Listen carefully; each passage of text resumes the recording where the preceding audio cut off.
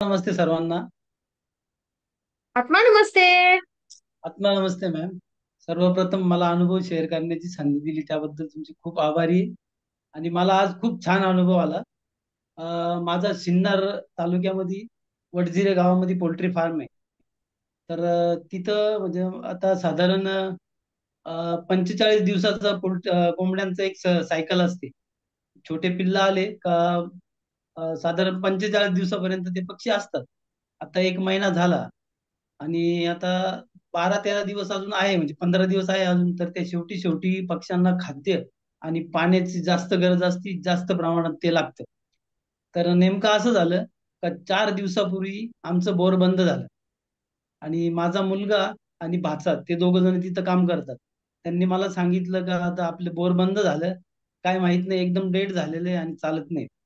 तर मग मी आपले बाजूचे फार्मर होते त्यांना मी फोन केला. बोललो जरा कृपा करा आणि आम्हाला थोडं पाणी द्या. माझी साधारण 16,000 लिटरची बांगडीची एक टाकी, सिमेंटची टँक आहे मोठी.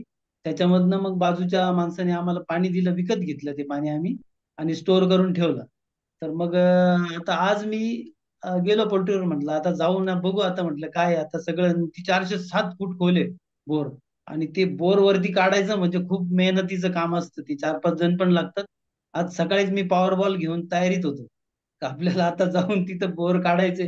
407 फूट खोल आहे ते बोर.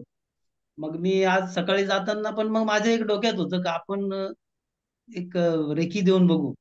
तर जाताना आपले घरचे ग्रँड मास्टर त्यांना सांगायचं विसरलो मी, विद्या हिरेंना. मी चाललं गेलो, निघून गेलो आणि तिकडे गेल्यावर मला लक्षात आलं मी सांगितलं नाही याला. बोललो चला जाऊ दे. मी डब्बा नेला होता पोरांना, त्यांना डबा दिला, बोलला तुम्ही जेवण करा आणि तयारीत राहा, आपल्याला बोर काढावं लागेल. म्हटलं आणि तोपर्यंत एखादा वायरमन असेल तर त्याला कॉल करून ते बाहेरून पण चेक करतात बोर ओके, मोटर ओके आहे का नाही. पण मग मी गेलो तिथं आणि बटन दाबून चालू करून बघितलं. बोर काही चालू झाली नाही, पूर्ण डेडच होते. म्हटलं चला आता कोणी नाही, आपण आता रेकीचा प्रयोग करूच, आता रेकी देऊ मनापासून ते. मग मी तिथं शांत उभं राहिलो. त्याच्यानंतर प्रार्थना केली. सगळे सिम्बॉल इंटिग्रेट केले तिथे आणि एकदम मनापासून, एकदम जेवढं मला वाटेल तेवढं मी एकदम प्रेयर केली. रेकी दिली मी तुमच्या सांगितलं जसं शिकवलंय तुम्ही तसं. आणि मग म्हटलं चला, दाबलं बटन. बटन दाबलं आणि वरती बघितलं तर एकदम धो धो पाणी वरती चालू झालं. आणि मग ते पोरांना पण बोलवलं. ते म्हणे आम्ही 4 दिवसापासून रोज बटन दाबतो आणि लेट झाली पूर्ण ती मोटर. आणि मग इतका मला, पहिला मी एकटाच होतो, इतका आनंद झाला मला. मला असं वाटलं कोणाला सांगू. मी तिथंच उड्या मारायला लागलो, एवढं खुश झालो मी. तर खूप खूप धन्यवाद रेकीचे. आणि महत्वाचं म्हणजे तुमचे खूप धन्यवाद. तुम्ही आम्हाला हे सर्व ज्ञान दिले. धन्यवाद. Thank you thank you. Thank you universe. Thank you thank you thank you. खूप छान वाटलं सगळ्यांना पण ऐकून दादा. खरंच तो आनंद एखाद्या गोष्टीचा मला तर खूप अनुभव. आनंद झाला. मला काय कोणाला सांगू, मी एकदम तिथं उड्याच मारायला लागलो. अरे पाणी बंद झालं सगळं आणि नेमकं चालू झालं ते एकदम सगळं रेकी दिल्यावर.